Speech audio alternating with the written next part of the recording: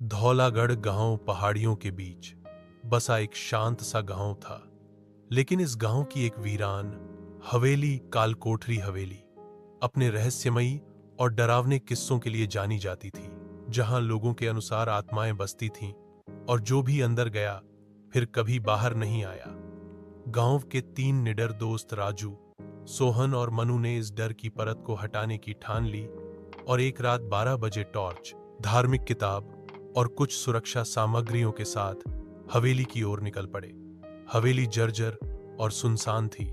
दरवाजा चरमराता हुआ खुद ही खुल गया और अंदर घुसते ही एक अजीब सी ठंडक उनके शरीर में दौड़ गई। दीवारों पर पेंटिंग्स थीं जिनमें लोग जैसे दर्द से चीख रहे हों। फर्श पर टूटी चीजें और खिलौने बिखरे थे। तभी एक कमरा खुद ब खुद खुला और अंदर एक बड़ा आईना दिखा, जिसमें राजू ने एक परछाई देखी जो असल में वहां नहीं थी। सोहन को किसी ने उसका नाम लेकर पुकारा और वह अचानक गायब हो गया। राजू और मनु उसे ढूंढते हुए ऊपर पहुंचे, जहां दीवार पर खून से लिखा था, जो आया वो गया नहीं। तभी एक छोटी लड़की की आत्मा प्रकट हुई, जिसने बताया कि उसकी मां एक तांत्रिक थी जिसने उसे अमरता के लिए बलि चढ़ाया और अब उसकी आत्मा हवेली में फांसी है।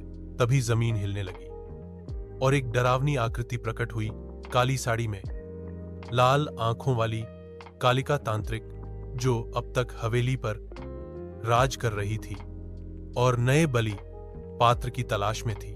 राजू ने धार्मिक किताब से मंत्र पढ़ना शुरू किया और मनु ने नीम की लकड़ी की छड़ी से आत्मा पर वार किया, जिससे हवेली में कंपन होने लगा।